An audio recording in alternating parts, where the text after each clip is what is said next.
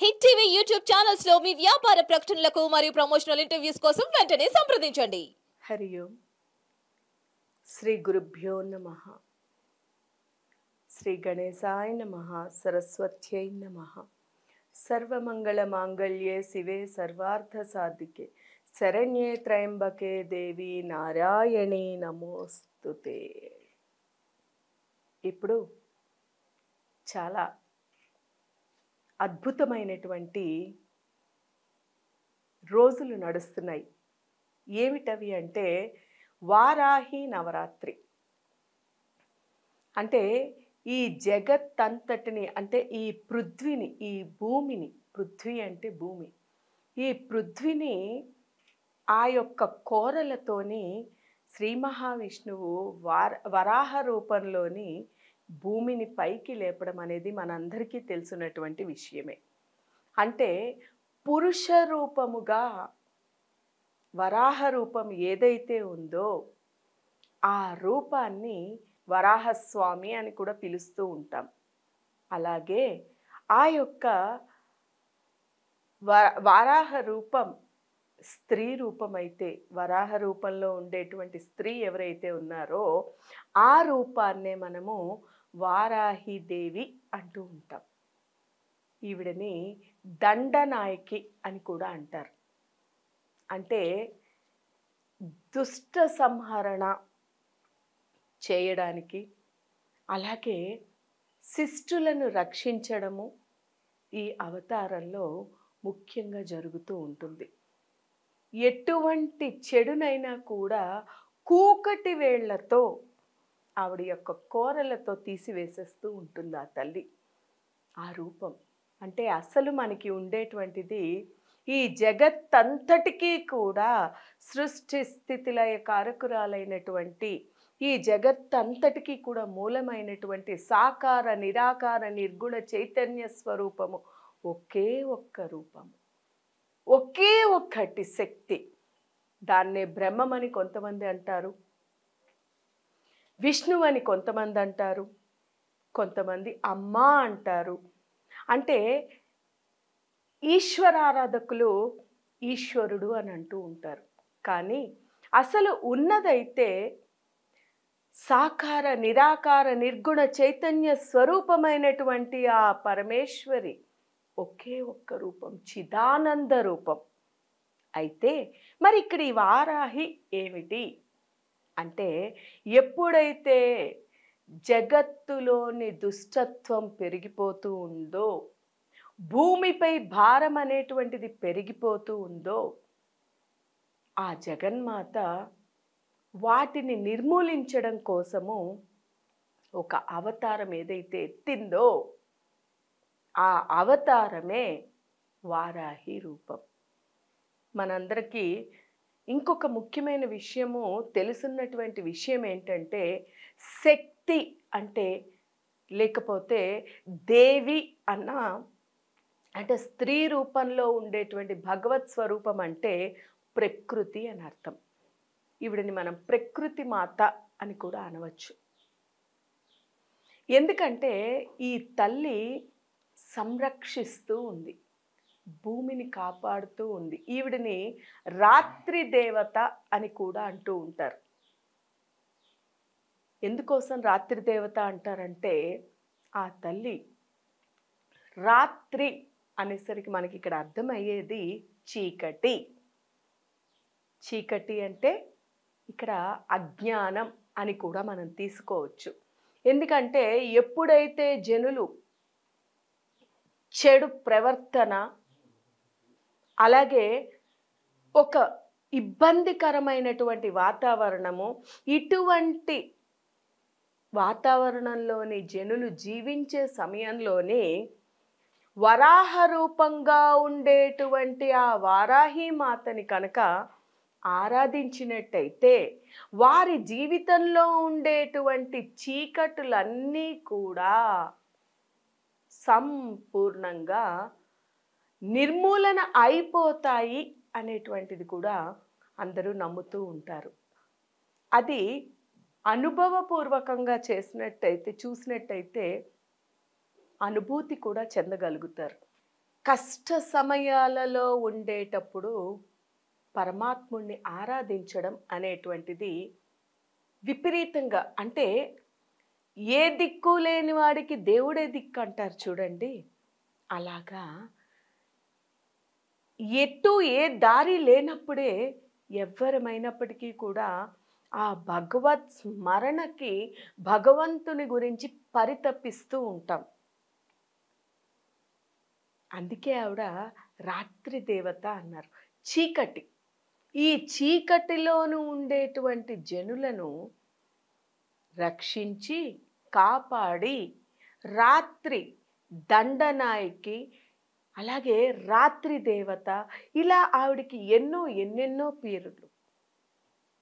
సంరక్షిస్తూ కాపలాదారిగా కాపాడుతూ ఆ శక్తి స్వరూపిణి వారాహి రూపంలోని అందరినీ కూడా దుష్టులను సంహరిస్తూ కాపలా కాస్తూ ఉంటుంది ఆ తల్లి ఆ రూపంలోని. అందుకని ఆవిడని వారాహి దేవి అని అంటూ ఉంటాం. ఈవిడ ముఖ్యంగా దీనికి ఒక చిన్న ఉపమానం చెప్పుకుందాం మనం. దేవి భాగవతంలోని స్పష్టంగా తెలియపరిచారు. అంటే ఈ వారాహి దేవత దేవాలయాలు ఎన్నెన్నో ఉన్నాయి. అందులో కాశీలోని ఈ రోజుకి కూడా ఆ తల్లి రాత్రి వేళలో ఈ యొక్క కాశీ నగరాన్ని, కాశీ పట్టణాన్ని ఈ రోజుకి కూడా కాపలా కాస్తూ రక్షిస్తూ రాత్రులు కాశీ అంతటా సంచరిస్తూ అక్కడ జనులను కాపాడుతూ రక్షిస్తూ వస్తుంది. ఆ తల్లి యొక్క ఆవిర్భావం గురించి మనం తెలుసుకుందాం. ఒకానొక సమయంలో అక్కడ ధ్రువసంధి అనేటువంటి ఒక మహారాజు ఈ యొక్క రాజ్యాన్ని పాలిస్తూ ఉండేవాడు. ఆయన మహాభక్తుడు, ధార్మికుడు, ఎప్పుడూ కూడా ప్రజల క్షేమం, లోక కళ్యాణం కోసం దైవ కార్యం, భక్తి ఎన్నెన్నో ఉండేటువంటివి. ఆయనకి ఇరువురు భార్యలు, అంటే ఇద్దరు భార్యలు. ఒక ఆవిడ పేరు మనోరమ, ఇంకొక ఆవిడ పేరు లీలావతి. అయితే వీరి ఇరువురు కూడా భర్తకి తగినట్లుగానే, అంటే రాజుకి తగినట్టుగానే రాణులు ఇరువురు కూడా పతివ్రత శిరోమణులు, మహాశక్తివంతులు. వారు కూడా ఎల్లవేళలా కూడా సర్వకాల సర్వావస్థల్లోని ప్రజల క్షేమాన్నే చూస్తూ ఉండేవారు. అయితే వారికి ఉండేటువంటి ఒకే ఒక్క లోపం ఏంటయ్యా అంటే సంతాన లోపం. వారు ఎన్నో ప్రార్థనలు, ఎన్నెన్నో పూజలు చేయగా వారికి సంతానము కలిగింది. మనోరమ గర్భవతి అవడము, ఆవిడతో పాటు లీలావతి కూడా. అయితే మనోరమ కుమారుడైనటువంటి ఆవిడికి ఎంతో సౌమ్యుడు, సుందరాంగుడు, నెమ్మదస్తుడు అయినటువంటి ఒక కుమారుడు జన్మించాడు. అతని పేరు సుదర్శనుడు. అయితే ఈయన ఈ యొక్క ధ్రువసంధి కుమారుడైనటువంటి ఈ సుదర్శనుడు ఎప్పుడూ కూడా మౌనంగా ఉంటూ తనలో తాను, తన లోకంలో తాను జీవిస్తూ తను ఉండేవాడు. అంటే నెమ్మదస్తుడుగా ఉండేవాడు. కాబట్టి రాజు రెండో భార్య కుమారుడికి కొంచెం అతను అల్లరిగా, చిన్నపిల్లల తత్వము, ఆట తాయిగా తండ్రితో బాగా కలిసి ఉండడంతో ఆయనని ఎక్కువ చూస్తూ ఉండేవారు. అయితే ఈ సుదర్శనుడు కొన్ని రోజులు అయిన తర్వాత తన తండ్రి యొక్క మరణం వల్ల తల్లి అయినటువంటి మనోరమ ఈ కుమారుణ్ణి తీసుకుని భరద్వాజ ఆశ్రమానికి చేరుకుంటుంది. ఎందుకంటే తన కుమారుణ్ణి రక్షించుకోవడం కోసము భరద్వాజ ఆశ్రమానికి చేరుకుంటుంది.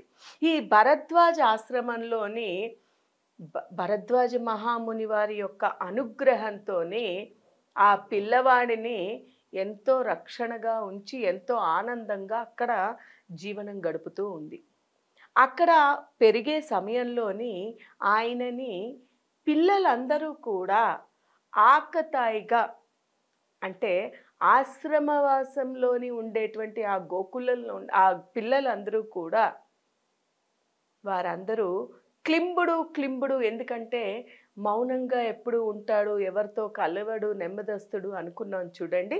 అందుకోసమని పిల్లలందరూ కూడా ఆయనని క్లింబుడు అని ఏడిపిస్తూ ఉండేవారు.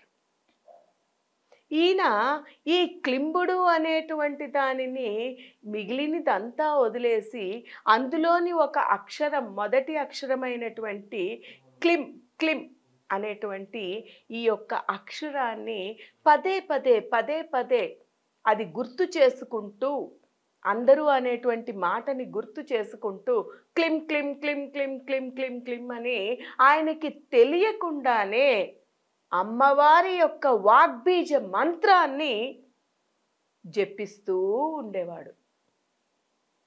అంటే ఆ తల్లి ఎంత కరుణామయ్యో చూడండి, ఆ తల్లి ఎంత ఉదార స్వభావురాలో చూడండి. తెలియకుండా పదే స్మరించినప్పటికీ కూడా ఆ చల్లని తల్లి అతనిని అనుగ్రహించి ఆయనకి దర్శన భాగ్యాన్ని కల్పించడంతో పాటు అతనికి ఒక బాణము, ఒక ఖడ్గము బహుమతిగా ఇచ్చింది. భరద్వాజ్ మహాముని వారికి ఇవి చూపించి ఎంతగానో ఆనందించాడు సుదర్శనుడు. ఆయన ఎంత అదృష్టవంతుడివి, ఆ తల్లి యొక్క అనుగ్రహాన్ని పొందగలిగావు నువ్వు, ఆ తల్లి యొక్క సాక్షాత్కారాన్నే పొందావు. ఆహా, ఆ శక్తి స్వరూపిణి ఎన్నో తపస్సులు చేసి ఎంతగానో వేచి ఉన్న వారికి ఇవ్వనటువంటి ఆ యొక్క దర్శనాన్ని, దివ్యమంగళ స్వరూప దర్శనాన్ని నీకు ప్రసాదించి నాయన అని ఆయన ఎంతగానో ఆనందించారు. ఇలాగా ఆయన ఇంకా కూడా ఆ తల్లి యొక్క స్మరణ చేసుకుంటూ జీవనం గడుపుతున్నాడు. కొద్ది రోజులకి ఆయనకి యుక్త వయసు రావడంతోనే అక్కడనే దగ్గరలో ఉండే భరద్వాజాశ్రమానికి దగ్గరలో ఉండేటువంటి కాశీరాజు తన కాశీరాజు కుమార్తె అయినటువంటి శశికళ, ఆవిడ దగ్గరలో ఉన్న అమ్మవారి గుడికి వెళ్ళి దర్శనం చేసుకోవడానికి వెళ్ళి పూజ చేసుకోవడానికి వెళ్ళినప్పుడు ఆ తల్లి యొక్క ఆకాశవాణి రూపంలోని వాక్కు బిడ్డకి తెలియపరిచింది. నీకు సరి అయినటువంటి వాడు, నీకు తగ్గవాడు, నా శిష్యుడు, నా వాడు, చూడండి ఎంత అదృష్టవంతుడో, నా కుమారుడు అని చెప్పింది చూడండి. నా కుమారుడు భరద్వాజ ఆశ్రమంలో ఉన్నాడు, నీవు అతనినే వివాహం చేసుకొని నీ భర్తగా స్వీకరించు అని అమ్మనే చెప్పినప్పుడు జగత్తుకి, అన్ని లోకాలని కూడా రక్షించి పాలించేటువంటి ఆ జగజ్జనని యొక్క అనుగ్రహం లభించిన తర్వాత ఆవిడే బిడ్డే అని చెప్పాక ఎవరు వదులుకుంటారండి చెప్పండి. ఆ తల్లి యొక్క అనుగ్రహంతోనే శశికళ తిరిగి వచ్చి తన తండ్రికి చెప్పినప్పటికీ కూడా ఆయన రాజ్యభ్రష్టుడుగా ఉండేటువంటి సుదర్శనుడు ఒక ఆశ్రమవాసిగా ఉండేటువంటి ఒక రాకుమారుడికి నా కుమార్తెని ఇచ్చినచో ఏమి సుఖపడుతుంది అని చెప్పి ఆమెకి వ్యతిరేకంగా వేరే స్వయంవరం ఏర్పాటు చేసి వివాహం చేయబోతాడు. అయినప్పటికీ కూడా శశికళ తన తల్లి, అంటే కన్న తల్లి కాకుండా తల్లినే, తన తల్లినే కన్నటువంటి ఆ జగజ్జనని, జగత్ అంతటికీ కన్న తల్లి అయినటువంటి ఆ జగజ్జనని శక్తి స్వరూపిణి ఆదేశాన్ని, శక్తి స్వరూపిణి అనుగ్రహాన్ని మరువలేక ఆ అమ్మాయి ఏది ఏమైనా నాకు మా ఆ యొక్క సుదర్శనుడితోనే వివాహము జరిపించాలి అని మొండి పట్టుదల పట్టి ఎంతమంది రాజులు స్వయంవరానికి వచ్చినప్పటికీ కూడా స్వయంవర సభకి కూడా రాకుండా ఆమె తండ్రికి గట్టిగా చెప్తుంది, నువ్వు ఏమైనా చెయ్యి, మాకు ఏమీ కూడా ఇవ్వక్కర్లేదు, నేను ఆంతరంగికంగా సుదర్శనుడినే నా భర్తగా కూడా స్వీకరించాను కాబట్టి నీవు నా భర్తకి ఇచ్చి నన్ను పంపించి వేయి, మేము ఇక్కడి నుంచి వెళ్ళిపోతాము అని చెప్పడంతో చేయదగినది లేక ఆయన తన కుమార్తెని ఆయనకిచ్చి సుదర్శనుడికిచ్చి వివాహము చేసి, ఆ సుదర్శనుడు తన తల్లి అయినటువంటి మనోరమ అలాగే శశికళని ముగ్గురిని కూడా రాజ్యాన్ని దాటించుతూ ఉండే సమయంలో శత్రురాజులు అంటే స్వయంవరానికి వచ్చినటువంటి మిగిలినటువంటి శత్రుత్వాన్ని పెంచుకున్న రాజులు ఎవరైతే ఉన్నారో వారు ఎంత చెప్పినా వినకుండా యుద్ధం చేయడానికి సిద్ధపడ్డారు. ఇక సుదర్శనుడు మామగారు ఎలా అయినా కూడా శత్రువుల్ని అంతం చెయ్యాలి అన్నప్పుడు, మీరు ఎవరిని కూడా ఏమీ శత్రువులైనప్పటికీ కూడా వారిని ఏమీ అనకండి, వారితోని యుద్ధం అవసరం లేదు, నేను ఆ జగజ్జనినే స్మరించుకుంటాను, నేను ఆ అమ్మ యొక్క ఆదేశానుసారము ఆ జగజ్జనని యొక్క ఆదేశానుసారము నేను ఇక్కడికి నేను స్వయంవరానికి వచ్చాను తప్ప మీ కుమార్తెని చేపట్టడానికి వచ్చాను తప్ప ఇది నా నిర్ణయం కాదు, ఇది దైవ నిర్ణయము, దైవానుగ్రహము, దైవ లీల కాబట్టి అంతా ఆవిడే చూసుకుంటుంది అని చెప్పి ఆయన వీరు యుద్ధము చేయడానికి వచ్చినప్పటికీ కూడా ఆయనపై బాణాలు విసరడానికి ప్రయత్నిస్తున్నప్పటికీ కూడా ఆ సుదర్శనుడు ఏమీ కూడా పట్టించుకోకుండా నిశ్చలమైన మనస్సుతోని ఆ తల్లిని ప్రార్థించుకుంటూ ఉన్నాడు. ఆ తల్లి బిడ్డ పిలిస్తే తల్లి రాకుండా ఉంటుందా చెప్పండి? అందులోని ప్రియాతి ప్రియమైనటువంటి తన బిడ్డ ఎప్పుడైతే ఆవిడ ఆ బిడ్డ యొక్క వాక్కు విన్నాదో తక్షణమే ఆ తల్లి మణిద్వీపాన్ని వదిలి మణిద్వీప నివాసిని అయినటువంటి ఆ జగన్మాత సృష్టి స్థితిలో కారకురాలు సాకార నిరాకార నిర్గుణ చైతన్య స్వరూపమైనటువంటి ఆ తల్లి తక్షణమే పరుగు పరుగున ఆ యొక్క యుద్ధ భూమికి చేరుకుంది. చేరుకోవడంతో పాటు ఆవిడ కూడా యుద్ధము చేయడం మొదలుపెట్టింది. ఒక్క వేటున తన శత్రువులైనటువంటి ఆ యొక్క రాజులను అంతం చేసింది. ఎప్పుడైతే ఆమె యొక్క సింహాన్ని గర్జించిందో అక్కడ ఉన్నటువంటి మిగిలినటువంటి వారు భయభ్రాంతులకి కూడా గురి అయ్యారు.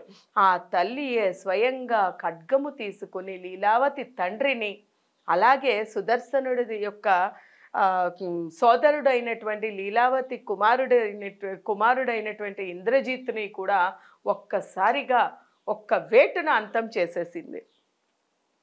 ఇది చూసినటువంటి కాశీరాజు ఆనందానికి హద్దులు లేవు. కాశీరాజుకే కాదు మిగిలినటువంటి రాజులు అందరూ కూడా మిగిలిన వారు అందరూ కూడా ఒక పక్క భయభ్రాంతులు అంటే తప్పు చేసిన వారు భయభ్రాంతులకి గురి అవుతున్నారు. ఆవిడని చూసి తన్మయత్వంతో ఆనందంతో మా తల్లి ఇక్కడ ఉంది మాకు ఇంకేంటి బెంగ అని ఆవిడని చూసి ఆ దివ్యమంగళ స్వరూప దర్శనముతోని ఎంతో ఆనందానికి లోనవుతూ ఉన్నారు అక్కడ.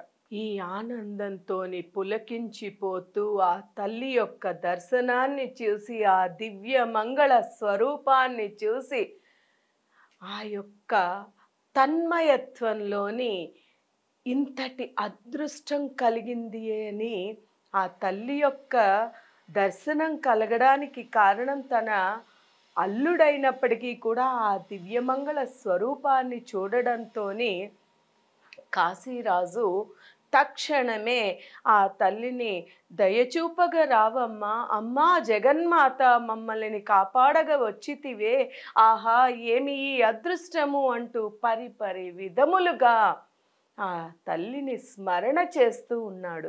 ఆయనతో పాటు మిగిలినటువంటి వారు అందరూ కూడా ఆ దేవిని స్తుతిస్తూ కరుణామయివమ్మ, రక్షించితివమ్మ, దండనాయకివమ్మ, దుష్టులను సంహరించగా వచ్చితివమ్మ, మమ్మలను కాపాడగా వచ్చితివమ్మ, అమ్మా నీ దివ్య మంగళ స్వరూపమును దర్శించినంతనే మా యొక్క సర్వ లోపాలు సర్వ దోషాలు కూడా నిర్మూలన అయ్యాయమ్మా, అమ్మా శక్తి స్వరూపిణి, ఓం శక్తి పరాశక్తి అంటూ పరిపరి విధములుగా అందరూ కూడా తల్లిని కీర్తించుకుంటూ పోయారు. వీరి యొక్క కీర్తనలకి, వీరి యొక్క ప్రార్థనలకి అమ్మ మాతృహృదయం కదండి. ఆ తల్లి ప్రసన్నురాలయ్యి ఆనందముతోని ఆనందభరితురాలైనటువంటి ఆ తల్లి కాశీరాజుని, నాయనా నీ యొక్క స్తోత్రానికి, నీ యొక్క ప్రార్థనకి నేను ముగ్ధురాలిని అయ్యాను నాయనా, నీకు ఏం వరం కావాలో కోరుకో అన్నాడు. అసలు ఆ దివ్యమంగళ స్వరూప దర్శనంతోనే అన్ని లభ్యమైనట్టే కదండి. అటువంటిది నాకు అది లభ్యమయ్యాక కూడా ఇంకా అడుగుతోందే అని ఆయన ఒక్క నిమిషం ఆలోచన చేసి, తల్లి నీ దివ్యమంగళ స్వరూపము, నీ యొక్క దర్శనముతోనే నా జీవితము సార్థకత అయ్యింది కదా తల్లి, నీ దర్శనం కంటా కూడా కావలసినది ఏముంది తల్లి, అయినప్పటికీ కూడా నీవు నీ అంతట నీవు ఏమైనా వరం కోరుకోమని నీవు అడుగుతున్నావు కాబట్టి అమ్మా, నీవు ఈ భూమి, ఈ భూమండలం, ఈ జగత్తు ఉన్నంత వరకు కూడా నీవు నా యొక్క రాజ్యంలోని, నా రాజ్యంలో నీవు అక్కడ రక్షకురాలుగా ఎప్పటికీ కూడా స్థిర నివాసివయ్యి నా యొక్క క్షేత్రంలో, నా కాశీ పట్టణంలో కొలువు తీరి ఉండమ్మా అని కోరాడు. అంటే తన స్వార్థము కాకుండా, నేనొక్కడినే ఉద్ధరింపబడకుండా అందరినీ కూడా ఉద్ధరింపచేస్తూ, నలుగురి కోసం ఆలోచించి, అలాగే ఈ భూమండలం ఉన్నంత వరకు కూడా ఎప్పుడు ఎటువంటి శత్రువుల పీడ కూడా ఆ రాజ్యంలో, నా రాజ్యంలో పడకుండా నీవే రక్షకురాలుగా ఉండు తల్లి అని ఆ తల్లిని వేడుకొనడంతో, లోక కళ్యాణం కోసం మనము ఏది కోరినప్పటికీ 10 మంది శ్రేయస్సు కోసము మనము ఎప్పుడైతే భగవంతుణ్ణి కోరుకుంటామో తక్షణమే ఆ తల్లి అనుగ్రహిస్తుంది. ఆవిడే వరాహ రూపంగా ఉండేటువంటి వారాహీదేవి ఈ రోజుకి కూడా కాశీ పట్టణంలో కొలువై ఉండడంతో పాటు ఆ తల్లి ప్రతిరోజు కూడా రాత్రి వేళలో కాశీ పట్టణం అంతటినీ కూడా సంచరిస్తూ అక్కడ ఆ యొక్క కాశీ పట్టణాన్ని కాపాడుతూ ఏ యొక్క దుష్టులను కూడా అక్కడికి లోపలికి రానియకుండా దుష్ట సంహరణ చేస్తూ పట్టణాన్ని రక్షిస్తూ వచ్చి అక్కడ కొలువు తీరినటువంటి ఆ తల్లియే వారాహీదేవి. ఆవిడ యొక్క దివ్యమైనటువంటి నవరాత్రులు. అయితే ఇక్కడ మనకు ఒక సందేహం రావచ్చు. అంటే ఈ ఆషాఢ మాసంలోని వచ్చేటువంటి ఈ నవరాత్రులని, వారాహి నవరాత్రులను మనం ఎందుకు అంటున్నాము అంటే, మనందరికీ తెలుసు ఆషాఢ మాసం అంటే మొన్నటి వరకు చైత్రమాసం వరకు కూడా, చైత్ర వైశాఖ మాసముల వరకు కూడా విపరీతమైన ఎండలతోని కూడుకుని ఉంటుంది. ఇప్పటి వరకు వాతావరణం, ప్రకృతి అంతా కూడా వేడితో కంపించిపోతూ ఉండేటువంటి సమయం. అటువంటి సమయంలోని ఈ ఆషాఢం వచ్చే ముందర ఋతువులు మారి మనకి వర్షాలు ప్రారంభం అవుతూ ఉంటాయి, వర్షాలు పడుతూ ఉంటాయి. ఆషాఢంలో విపరీతంగా వర్షాలు పడతాయి. అయితే ఇప్పటి వరకు అంటే మనము ప్రకృతి పరంగా లేకపోతే సైన్స్ పరంగా చూసినట్టయితే మనము చెప్పుకున్నాం, వారాహీదేవి అంటే దండనాయకి, రాత్రి దేవత అంటే చీకటిని తొలగించేటువంటి దేవత, అలాగే రక్షించేటువంటి దేవత. ఎలాగైతే భూమిని, ఈ నీటిలో మునిగిపోయినటువంటి భూమిని పైకి లేపినట్టు, పైకి ఎలాగైతే వరాహుడు రూపంలోని ఆ నారాయణుడు లేపాడో, ఆ తల్లి కూడా ఏ జనులైనప్పటికీ కూడా ఈ యొక్క ఇబ్బందులలో పడిపోయి అనారోగ్య పరిస్థితుల్లోని చిక్కుకున్నప్పటికీ కూడా వారిని, అలాగే మనందరికీ తెలిసినటువంటి విషయమే, ఆషాఢ మాసంలోని అంటే కొత్తగా వివాహమైనటువంటి దంపతులని, ఆ పిల్లలని అంటే ఆడపిల్లలని వారిని వారి పుట్టింటికి పంపిస్తారు. ఎందుకు అంటే ఇది అమ్మ తన పుట్టినింటికి వెళ్ళేటువంటి సమయము. అందువల్ల ఆ తల్లిని ఎలాగైతే పుట్టింటిలోని సేద తీర్చుకుంటూ, అంటే ఇన్నాళ్ళు కష్టపడి మనకి ఈ యొక్క ఎండాకాలంలోని, ఇప్పుడంటే లేదు కానీ ఒకప్పుడు విపరీతముగా పనులు ఉంటూ ఉండేవి. అత్తగారిళ్లల్లోని విపరీతమైన పనులు, ఆవకాయలు ఊరగాయలు పెట్టుకోవడము, కారాలు దంచుకోవడము, పసుపులు, అంటే మనకి ప్రకృతి నుంచి లభ్యమైనటువంటి వస్తువులు సంవత్సరానికి సరిపడా కూడా, చింతపండని అలాగా వివిధ రకాలైనటువంటి అన్ని వస్తువులు కూడా ఈ ఎండాకాలంలోనే అన్నీ కూడా పెట్టుకోవడం జరుగుతుంది.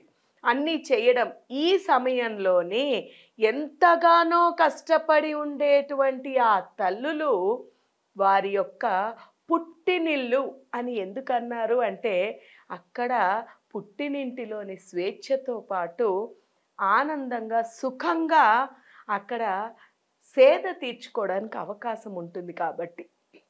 అందుకే ఈ ఆషాఢ మాసము మనకి చూడండి, కొన్ని ప్రాంతాల్లో బోనాలని చేస్తూ ఉంటారు. కొన్ని ప్రాంతాలలోని ఆషాఢ మాసంలోని అమ్మవారికి సారె తీసుకుని వెడుతూ ఉంటారు.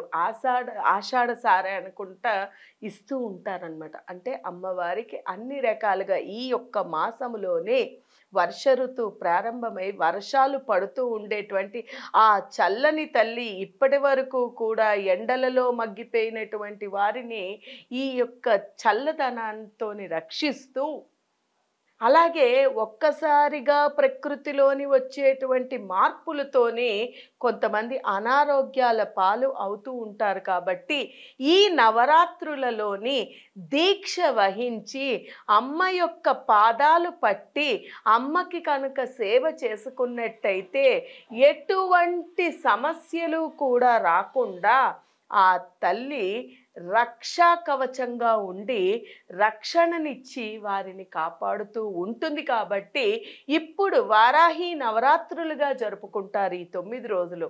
ఈ 9 రోజులు వారాహి నవరాత్రిగా జరుపుకొని ఆ తల్లిని వారాహి మాతగా ఆరాధిస్తూ ఆమెని స్మరిస్తూ ఉండడం వల్ల వారికి ఎటువంటి ఇబ్బందులు కూడా రాకుండా, అలాగే ఎటువంటి ఆరోగ్య సమస్యలైనా ఉన్నప్పటికీ కూడా దీక్ష వహించి ఆ దీక్షలోని అమ్మవారిని కనుక ఆరాధిస్తే, ఇక్కడ ఇంకొక ముఖ్యమైన విషయం ఏంటంటే, ఆ తల్లిని వారాహి రూపాన్ని ఎప్పుడూ కూడా రాత్రి దేవత అన్నాం మనం. అంటే అమ్మవారు రాత్రిపూట మేల్కొని రాత్రిపూట రక్షిస్తూ అంతటికీ కూడా కాపలా కాస్తూ పొద్దున్న పూట నిద్రిస్తూ ఉంటుంది. ఎందుకంటే రాత్రి అంతా కూడా రక్షించేటువంటి తల్లి రాత్రి పొద్దున సుఖంగా కూర్చోవాలి కదండి. అందుకని ఈ సమయంలో, అంటే పొద్దున్న సమయంలో ఆవిడ సేద తీరుతూ ఉంటుంది, నిద్రిస్తూ ఉంటుంది.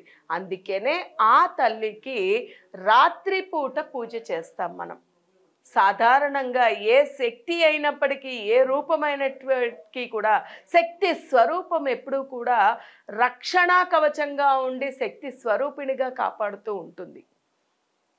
అలాంటి ఈ సప్త దేవకి మణులలోని ఉండేటువంటి సప్త మాతృకులలోని ఒకటైనటువంటి వారాహీదేవి ఈ నవరాత్రులలోని మనకి రక్షణగా ఉండడంతో పాటు ఎవరికైతే అంటే మనం చెప్పాం చూడండి, భూమి నీటిలోని మునిగిపోయి ఉండేటప్పుడు ఈ యొక్క ఈ భూమిని బయటికి పైకి ఎలాగైతే లేపారో అలాగే మనకి ఎవరికైనా కూడా అంటే భూ సమస్యలు కానీ లేక అంటే ఈ భూమికి సంబంధించి భూమి లేకపోవడం, నీడ లేకపోవడం జరిగినప్పటికీ, ధనము ఏదైనా ఇబ్బంది ఉన్నప్పటికీ, అనారోగ్యం ఉన్నప్పటికీ, శత్రుభయం ఉన్నప్పటికీ, అందుకనే ఆవిడ దండనాయకి అని కూడా అన్నారు. శత్రుభయం ఉన్నప్పటికీ ఇటువంటి వాటి అన్నిటి నుంచి కూడా రక్షించగలిగేటువంటి స్వరూపము, రూపము ఏదైతే ఉందో శక్తి స్వరూపము, అది వారాహి అవతారము, వారాహి రూపము. కాబట్టి ఈ నవరాత్రులు ప్రత్యేకించి గుప్త నవరాత్రులు అని కూడా అంటారు. గుప్త అని ఎందుకు అంటున్నారు చెప్పండి? గుప్త అంటే రహస్యము. ఆ తల్లి రహస్యము అంటే ఏంటి? ఇప్పుడు దుష్టులను సంహరించాలి అన్నా, లేకపోతే ఎటువంటి ఇబ్బందులు ఉన్నప్పటికీ కూడా ఆ ఇబ్బందులని తొలగించుకోవాలి అంటే మనము బహిర్గతంగా చేసిన దానికంట అంతర్గతంగా ఆలోచనాపూర్వకంగా, అలాగే ఆ యొక్క శత్రువుని జయించాలి అంటే వారికి తెలియకుండా రహస్యంగా ధర్మ మార్గములోని వెళ్ళి ఆ శత్రువుని ఢీకొట్టాలి తప్ప. కాబట్టే ఆ తల్లి ఈ నవరాత్రులు ఆ తల్లిని గుప్తముగా ఆరాధన చేయాలి. ఇప్పుడు అందరూ చేస్తున్నారు, కానీ ఒకప్పుడు అందరికీ కూడా ఈ వారాహి నవరాత్రి గురించి అసలు తెలియని కూడా తెలియదు. కానీ ఈ రోజులలో అందరికీ తెలుస్తోంది. కానీ ఆవిడ ఈ నవరాత్రుల యొక్క ముఖ్య ఉద్దేశం ఏమిటయ్యా అంటే, ఎటువంటి సమస్య ఉన్నప్పటికీ, ఎటువంటి బాధ ఉన్నప్పటికీ కూడా సాకార నిరాకార నిర్గుణ చైతన్య స్వరూపమైనటువంటి ఆ జగన్మాత వారాహి రూపములోని రక్షణాదేవిగా కాపలా కాస్తూ మనందరినీ కూడా రక్షిస్తూ, మనందరినీ కూడా కాపలా కాస్తూ, మన సమస్యలన్నిటినీ నుంచి కూడా బయటకి తీసి మనని రక్షించగలిగేటువంటి అవతారము, శక్తి స్వరూపము, శక్తి ఆవశ్యం ఏదయ్యా అంటే అది వారాహి రూపము. కాబట్టి అందరము కూడా దీక్ష వహించాలి. లేదా దీక్ష వహించలేము, ఉపవాస దీక్ష చేయలేము అనుకున్నప్పటికీ కూడా కేవలము ఆ తల్లిని ఏదైనా కూడా భక్తి శ్రద్ధలు తప్ప భగవంతుడు మనని ఏదీ కోరలేదు. మనస్ఫూర్తిగా ప్రేమపూర్వకంగా నమ్మకముతో అంతర్గత శుద్ధితో ఆ తల్లిని మనసారా స్మరించుకున్నా, ధ్యానించుకున్నా, ఈ 9 రోజుల్లోని ఆ తల్లిని వేడుకున్నా, ప్రార్థించినా తప్పకుండా ఆ తల్లి మనందరినీ కూడా కరుణించి కాపాడి రక్షిస్తుంది. అంతటి మహత్తరమైనటువంటివి ఈ వారాహి నవరాత్రులు. ఆ తల్లిని ఈ 9 రోజులలోని సేవించుకొని తల్లి యొక్క సంపూర్ణమైనటువంటి అంటే వారాహి రూపంగా వచ్చినటువంటి ఆ జగన్మాత యొక్క సంపూర్ణ అనుగ్రహాన్ని పొంది మీ సమస్యలన్నిటినీ కూడా ఇక్కడ గుర్తుపెట్టుకోవాల్సింది, మేము చేసుకున్నామండి, మేము చాలామంది ఈ సమస్య చెప్తూ ఉంటారు. ఏమిటంటే, మేము ఇలా మీరు ఎవరు ఎలా చెబితే అలా పూజ చేసుకున్నామండి, మాకు సమస్య తీరలేదండి, మాకు బాధ కలిగిందండి. ఇక్కడ ఒకటి గుర్తుపెట్టుకోవాల్సిన విషయం ఏంటంటే, ఆ జగన్మాతని సంపూర్ణంగా మనస వాచ కర్మణ త్రికరణ శుద్ధిగా సంపూర్ణమైనటువంటి నమ్మకముతోని